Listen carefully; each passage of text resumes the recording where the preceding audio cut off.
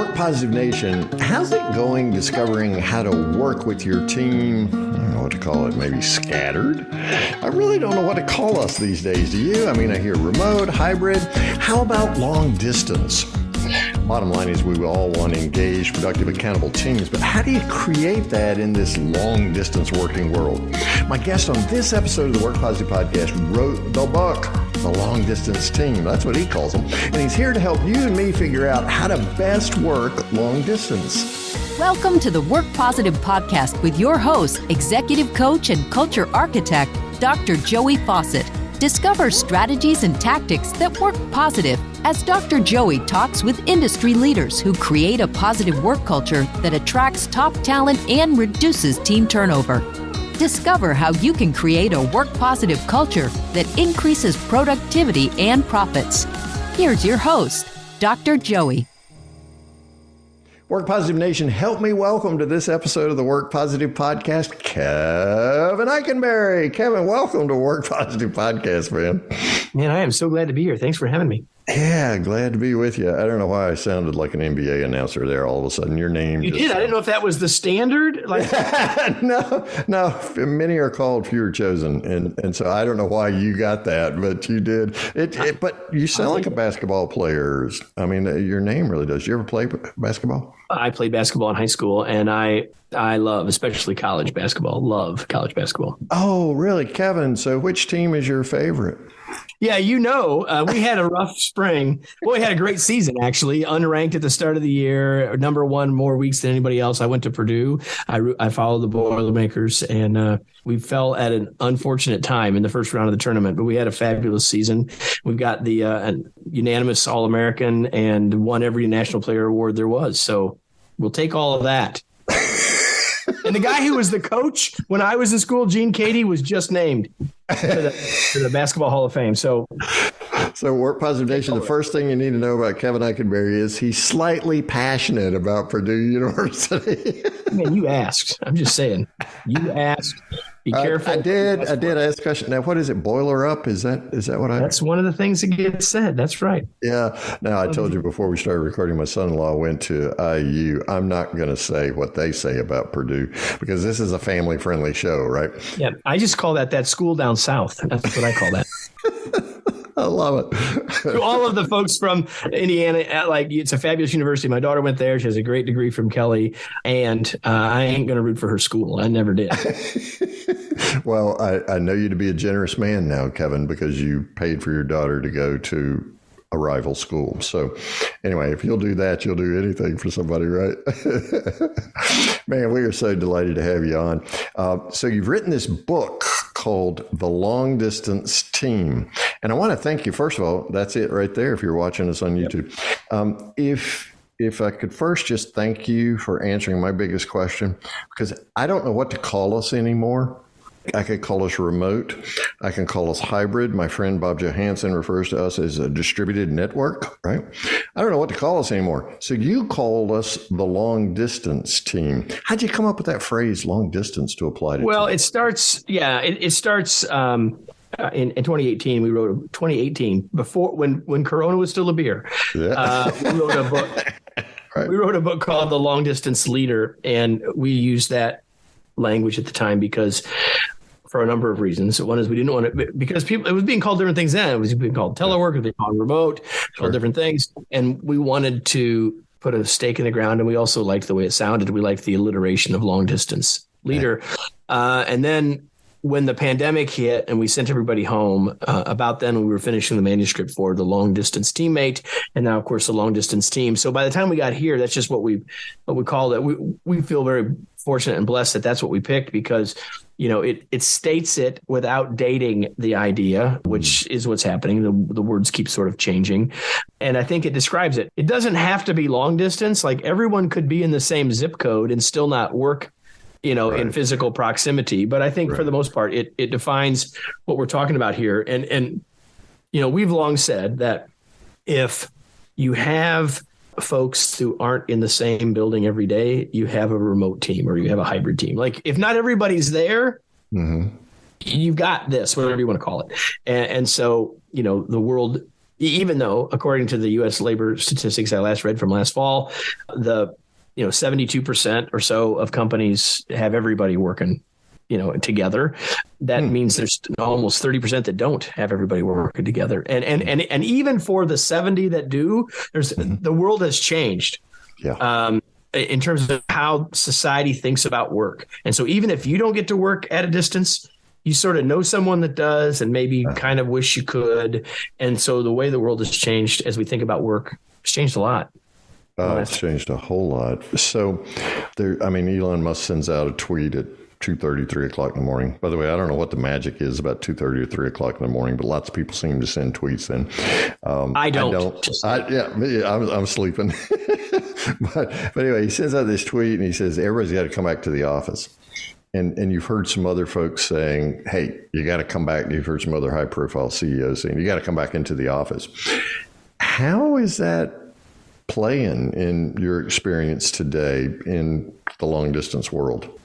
Well, how about this? Who would have guessed? First of all, we couldn't have guessed of a pandemic, but let's say at the start of the pandemic, we said, when it's all over, here are 3 companies, and one of them is going to allow people to work remotely, and these two others aren't. And the 3 are Twitter, Meta, and Ford. You would never have guessed that Ford would be the one that would say, "Oh no, you don't have to all come back. You can come back when you need to, or on an ad." Wow, no. In fact, I would have guessed the reverse. Yeah, exactly. Right. So I have a lot of thoughts about why that is and how that is, and whether it makes sense. I know there have been a lot of books written about remote work, if you will, in the last few years, and a lot of people that have written them are really what I would call evangelists for people should be able to work whenever they want, wherever they want, the digital nomad and all of that stuff. And because I've co-written 3 books that use this language in the cover, a lot of people assume that's where I am, but that's not where I'm at all. Where I'm at is the work should define it. And if the work and the context and the situation should define it, and it might not even need to be the same for everyone in the organization. And some of the early CEOs, specifically on Wall Street, that made those kinds of statements further back have had to backpedal, right? And I think that what the future is, Dr. Joey, is flexible. And there will be some organizations that will bring everybody back and it will work for them. And that's great. I think the biggest mistake is to bring everybody back because that's what I'm comfortable with. Oh, yes. Rather than bring everybody back because that's what's going to help us meet our business needs. And what's happened is we get this huge tension between, and it gets to, I know we want to talk about culture and I'll get there. It gets at a tension between, it becomes us and them. It becomes management wants us in and we don't want to be in. But what really we should be looking at is how do we look at the outcomes and the wants and needs of others? And if we look at it that way, like if you ask people, where do you want to work? A lot of people are going to say, I want to work at home. I don't want to commute. But if you ask them, where will we get the best results? Many more are going to say probably in some days and not in some other days. Right. So you can read all sorts of studies and it all comes down to how you're asking the question. And I can pretty much tell you what kind of results you're going to get based on the way you ask the question. The reality is that an awful lot of people would find value in coming into the office some of the time. And if we're going to bring people in at least some of the time, then we need to start thinking about what the implications are for our designs of our team and the cultures that we have, because trying to bring everybody back so we can have the culture that we once had is, while understandable, is silly. Because we now have 3 years of life experience collectively that tells us that things aren't exactly the same as they once were. And even if we do bring everybody back, it's never going to be like it was. Never. It's just not. That genie's out of the bottle. She's not going 100%. Yeah, exactly. So I'm trying to attract top talent and I'm doing what I know to do. This question about remote, hybrid, long distance, whatever, is going to come up. How do I attract top talent in the midst of this flux between everybody's got to come back in, nobody's coming back in? How do I answer that question? Well, it does start with what is our goal? Like, what are we trying? Where are we trying to get with? Where, and how are people going to work? Right? Like, I think you can't start doing attraction until you're clear about what you're trying to do. So my thought would be, figure that out. And by the way, I believe that doesn't necessarily need to be the same for everyone in the organization. We may decide that we want most of our customer service people on the phone back in because for some reason that's better for our productivity or better for our results. It doesn't have to be true, but it might be. Let's just say that. Right. But then we got some IT people that need to be in because they need to be touching on to the boxes and such. Yeah, that's right. But we got some other people that don't need to be in. Like, I don't think it has to be the same in every part of an organization. And too often that's what's happening. We're trying to put everybody into one policy rather than continuing to pilot and figure out what works. So the first thing I would say about attracting top talent is it all depends on what your picture is or you want it to be, right? Because some people are saying, well, if I don't go hybrid or if I don't go remote or flexible or whatever, then I can't get top talent. Maybe not. But the reality is that you've got to get clear before you can attract anything. I can tell you the most attractive thing is clarity. So if you're clear and this is what we're doing and why we're doing it, you may be defining your universe, but there's no reason you still can't get top talent, in my opinion. Mm-hmm. And then you know who you are, what the position's all about. So since it's clarified, I can attract top talent because they're going to look for clarity. They might want. And by the way, if they get hired and then you change the rules. Oh goodness, please don't do that. Well, but my point is like if your organization hasn't decided yet and you're hiring now and right now people are out and eventually you decide to bring them back, don't be surprised if some of them leave because that's not what they thought they were signing up for. So the clearer we can get about those decisions, and even if it's not organization wide, right? If you're a small company, it's no big deal, right? Yeah. Make it, just move on with it, whatever it is. Right. And my company, 14 of us, 15 of us, currently, as I speak with you right now, are in 9 states and have been, well, there's more states than there used to be, but, we're spread out. And so, you just have to decide what it is that you want and then recognize that people are counting on that being the process moving forward, which is one of the reasons that you have a chance to keep them if in fact, that's what you want to do. Yeah. And there's that clarity, not only for them in attracting top talent, but for yourself. So you can speak with confidence. Here's what we know about this position. Here's what this position contributes. Here's what our expectations are about officing for this position. Yeah, that is for sure. For sure. Yeah, gotcha. So reducing team turnover in the midst of long distance teams. You've already named one great way to increase team turnover, and that is to change your mind about, about how this person is going to office. What are some ways in the midst of long distance teams to do those culture things that we know make for a positive work culture? Even though it's long distance, because it does for many of us, particularly guys maybe my age, maybe your age, it does create a new paradigm. I think the number one thing that we need to do to reduce turnover, distance or not, is have more effective leaders. So we need to be raising the expectations of our leaders. Like, let's back up. The number one reason people leave a job voluntarily is they fire their boss. Let's just be clear. That didn't change during the pandemic. That's still the case. And so, yes, there'll be people that might leave for money if it's a lot more money or whatever. But we have clients that people left and then they say, oh, I want to come back. Right. The number one reason people leave is their boss. So make sure we're supporting our leaders. Make sure we're setting expectations for our leaders. Make sure we're putting tools in the toolkit of our leaders so that they can be more successful. Number one. And then to your point, there's culture. Creating a culture where people want to stay is not just the job of the leadership. It's the job of everyone. It's one of the big messages of the book, The Long Distance Team, is that if you want to have engaged teams, you need to engage them in the important stuff. And one of the most important things is the culture. Like, how do we do things around here? That should be determined by all of us. In fact, the decisions, honestly, about where people are working and when people are working ought to have input from those people doing the work and not just the leaders that went off to a retreat or listened to a podcast and came back and decided, but rather smoke and they're telling you what to do. The reality is that should be a decision that we come to together. If you want your team to be engaged, if you want your team to trust you, you need to trust them. And that doesn't mean that you do exactly what they want. But what it does mean is that you value their input. They lived through the last 3 years just like you did as a leader. And, ultimately it's your call. I believe. I'm not talking about collectivism here, but I am suggesting that for us to only look at one viewpoint, ours, and assume it gives us the best answer is just silly. And so if we want to create a culture that will increase retention, then we need to focus on what is our aspirational culture, and then be doing tangible things to be moving towards it. And what kind of intangible best practices are you seeing out there for long distance teams, Kevin?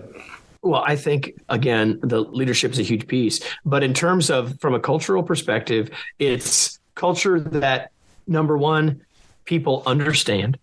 And that, number two, they had a hand in creating. And number three, is attractive in and of itself, right? When we think about building culture or creating an aspirational culture, we like to think about 3 C's. We call it the 3C model. And that is communication, collaboration, and cohesion. So what are you doing to create the levels of communication that are not only required by the work, but are needed by the team members? What are the levels of collaboration? How are we going to collaborate? And when are we going to collaborate? And if we're coming into the office some days, are those the days that we're having meetings, and the days that we're at home we're not? Like, those are the kinds of questions there. The what, the whens, and the hows of collaboration. And then lastly is cohesion. All of the stuff that we've sort of talked about relationship and about trust and about engagement, all of those things. So when we think about creating a culture, the secret sauce comes in, what is it that we're trying to do aspirationally, and using those 3 pillars to help us create and describe that.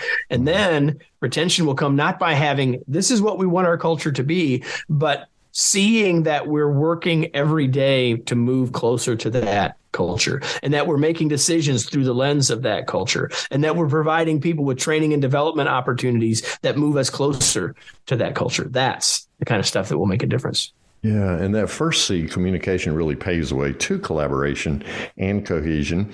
We have more ways of communicating now, even for long distance teams, than ever before.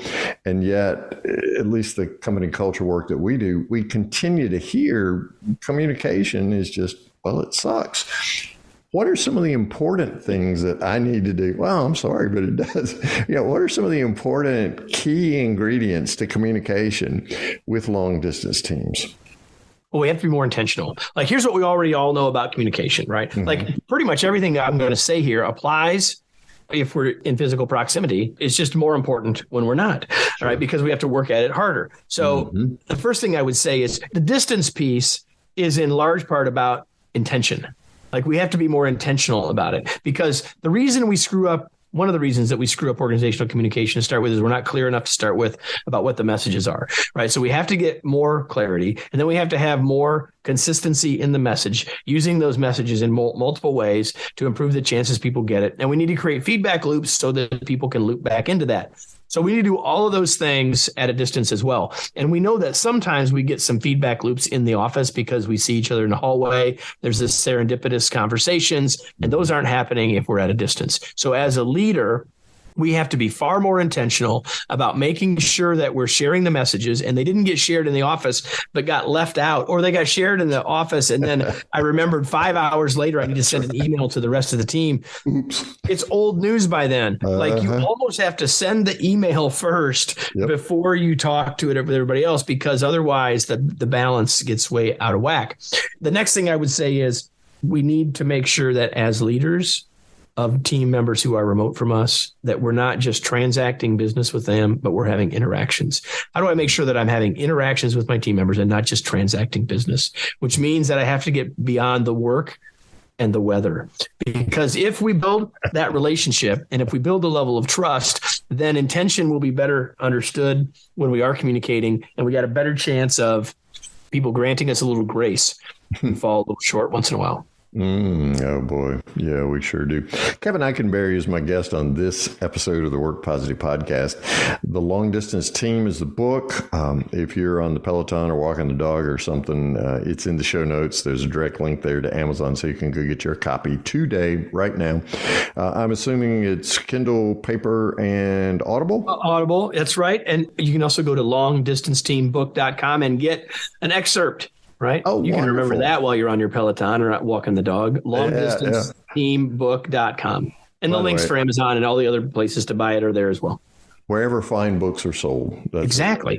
Exactly correct. And currently, as we're having this conversation, at airport bookstores all around the country. Oh, sweet. So if you're walking into the airport, go grab it. And you're probably going to have a lot more time in the airport now if you're flying anywhere. So you've got plenty of time to go over to Hudson's or wherever you want to go pick up a copy of Kevin's book. By the way, Work Positive Nation, just so you know, I know I talk about Peloton a lot. I don't have a Peloton. We get nothing from Peloton. I just think it's a cool concept. And if I didn't have this beautiful... Yeah. You need to fix that. Well, if I didn't have this beautiful farm to walk every day, I probably would have a Peloton, but I'm goofing it out here. So what are some of the challenges that you're seeing today? You're really focusing in on leadership here, Kevin. That's a recurring thing. Leaders are really setting the pace, right, for these long distance teams. And it's up to leaders to be intentional and to initiate communication, collaboration, cohesion that creates the kind of culture we want in these long distance teams. So what are some of the challenges, and these can be leader challenges, that you're seeing in companies today as they seek to form a positive work culture among their long distance teams? Well, it does start with a leader. Like, people are watching. People will often say great leaders are great role models, to which I agree. And then I say, except every leader is a role model. The only question is, are you modeling what you want them to follow? So if we want a positive work culture, we all know that enthusiasm is contagious. And so as leaders, if we want a positive work culture, like, leaders will come to me and say, like, my team is so negative. And I say, have you looked in the mirror, right? So we want a positive work culture. We're talking about work positive here, everybody, right? Yep. So we need to make sure that we're modeling that. We need to make sure we're expecting that. And we need to make sure we're reinforcing those behaviors with our team. If positive or something about positivity is a part of that aspirational culture, then it needs to be expected, reinforced, acknowledged throughout. And those are the key ways to do it. And the challenges are that as viral as enthusiasm can be, cynicism is even more so. Oh, right. So if we're finding that we've got team members who are cynical about a change or are really not communicating with or about their team members in the most appropriate ways, then that's a coaching moment, and it needs to be coached on. It needs to not be like, oh, that's just who they are. We'll let that slide. We'll catch that in the performance review. No, and no. That moment is the one to catch it, right? And to make that a coaching moment. In the Andy Griffith mode of leadership development, you've got to nip it in the bud. Nip it. By the way, Floyd. Some people that are watching or listening are going to have to Google that. Barney Fife, nip it in the bud. There you go. That's right. Probably if you're under 55, you definitely want to go Google that. But it's a great program. Hey, surely it isn't 55. Isn't it more like 45, 35? Surely. I know. Whatever. Under 55, anyway. Right? Anybody under that? Of course, my daughters were fortunate enough to learn about Andy and Barney and Thelma Luke. Right. So you said something really, really interesting a moment ago. A leader says, and I think this is a huge challenge, and I want to hear you take it on, Kevin. A leader says, my team is so negative, right? It almost sounds like the blame game is in play right there. So rather than me taking personal responsibility for my own leadership and modeling it and making sure that aspirational culture, as you talk about it, is a part of who I am daily, I'm just going to push it off on my team. I inherited them. Man, they're not who I thought they were when they got hired. How do we as leaders seeking to create a work positive culture, how do we overcome that blame game to take that huge step for some of us to take personal responsibility for the way we lead? Well, first thing, we have to be really clear that when someone says they're being negative, I want you to tell me what the behaviors are. Okay. What does that look let's like? be clear about what the actual behaviors are. Like, you can't coach attitude, really. You coach behaviors. So let's tell me what the behaviors are, because once people understand that behavior is having this impact, it's easier to coach. So that's the first thing I would say. And the second thing I would say is that it is important for us to recognize that we have an outsized impact as the leader, because people do watch us and what we say and what we don't say and when we say it and how we say it and all that stuff. And we need to recognize that ultimately those behaviors don't belong to us. Like, we need to take responsibility for what's ours, for sure, right? I am not saying we should play the blame game, because we should not. Like my dad always said, when you point your finger at someone, there are 3 fingers pointing back at you. That's right. So the point is that we have to recognize what belongs to us, but we also know that we don't own it all. Like we can influence other people, but we can't control other people. Right. So we have to think about what's our responsibility here to coach them. If you coach someone by saying, like, listen, Dr. Joey, you have a bad attitude, the first thing you're going to do, or say something like that, where that's what you hear, is you're going to get defensive and nothing's going to work. Absolutely. But if I say to you, here's what I noticed you doing in a meeting, and here's how it's impacting others. First of all, that's different. Now I'm giving you my observation rather than my judgment. When I say to you, you're being negative, that's a judgment. Yes. So let's stay with the observation. What would the videotape show? Here's what I am seeing, and here's the implication of it with me or with others.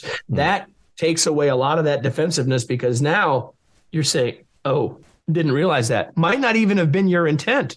Right. Well, I think I can say with firm certainty that when you approach as a leader one of your team members and say, you have a negative attitude, they are not going to say, oh, thank you. I have been waiting for somebody to say I have a negative attitude. I wondered if my spouse was the only one who saw this. You've confirmed it. Thank you. I will fix it right now. Exactly. That ain't going to happen, Kevin. And oh, by the way, if they do, and even if they agree with you, they feel justified. Yeah. Well, if you had to work where I work and with the people I work with, you'd have a negative attitude too. Exactly. So that's not going to get us anywhere. No, nowhere. But the coaching of the behavior, man, that is so important. And I wish we had 2 hours just to talk about that, because there are culture KPIs for every company, right? Or there should be culture KPIs. Now, you've referred to an aspirational culture several times. Talk about some successful aspirational culture implementations that you've seen, and what were those values that they were pushing out that the leaders could get behind and coach culture KPIs, the behavior around? Well, so I will say that our approach is not to say, hey, here's the stuff that ought to be in your culture, but rather for the organization to say, this is what we want. This is what will create a place where we can get great work done and enjoy being here while we're doing it. Sure. And so to us, the idea of an aspirational culture is something that is co-created across the organization. And how exactly you do it, we talk about some in the book, but it depends a lot on the size of your organization, right? If there's 10 of you, it's one thing. If there's 10,000 of you, it's something very different. But the reality is that once that's determined, then you can create KPIs and you can create measures around that. Once we've said these are the behaviors, because if culture is the way we do things around here, then the aspirational culture should be, this is the way we want to do things around here. And once we have those statements, then we can create measures against those as appropriate for our organization. So we don't come into saying, well, you ought to have this value and this value, and it ought to be positive and all that stuff. Now, because what we have found is that if you let people go out and figure that out, they'll come back with a lot of common things. But it needs to be there. So it's our job to provide a process and to facilitate it. It's not to prescribe it. Oh, that's beautiful. And that's coaching at its heart, I think, and at its best, is you're facilitating that process of new awareness, helping them align their actions with it, and then building accountability systems so they can move forward. That's beautiful. 100%. Kevin Eikenberry is my guest. Go to the website right now, longdistanceteambook.com. There's a free excerpt for you there. You can try it before you buy it, see how it fits. It's going to fit great. There's no doubt about that, because you need what Kevin Eikenberry's written about in the long distance team. So get your copy there. Kevin, what else are we going to find when we go to that website besides the excerpt and the ability to purchase a book? You're going to see links to the other books in the series that we talked about. You're going to get the chance to, there's some special offers depending on if you want to get multiple copies. There's some of that as well. And then, of course, there's links back to our regular site, kevineikenberry.com. Wonderful. Sounds great. Work Positive Nation always wants to know from my guest, Kevin, what's your one thing? What's your one thing that Work Positive Nation can do starting today to help create a positive work culture right where they are? Ask more, assert less, talk less, and talk later. As leaders, we talk too much and we talk too soon.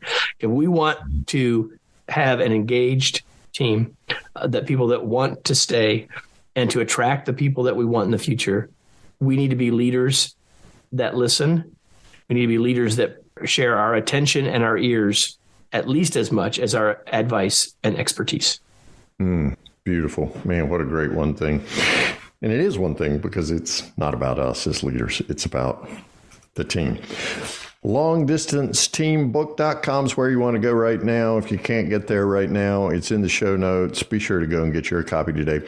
Kevin, thank you so much for the gift of your time and your wisdom that you've shared with Work Positive Nation today. I know I'm better for the conversation that Work Positive Nation is too. Thank you, my friend. It was my pleasure. Thanks for having me.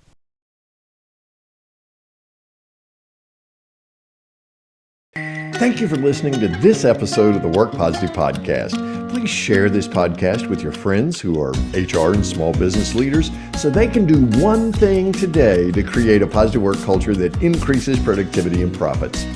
I'd like to give you a free Work Positive course just for listening. It's called Something to Talk About, and it's transformed the work conversations of so many people all over the world. Get your free copy when you go to workpositive.today/something to talk about, and you can start transforming your conversations today. Remember, it pays to work positive.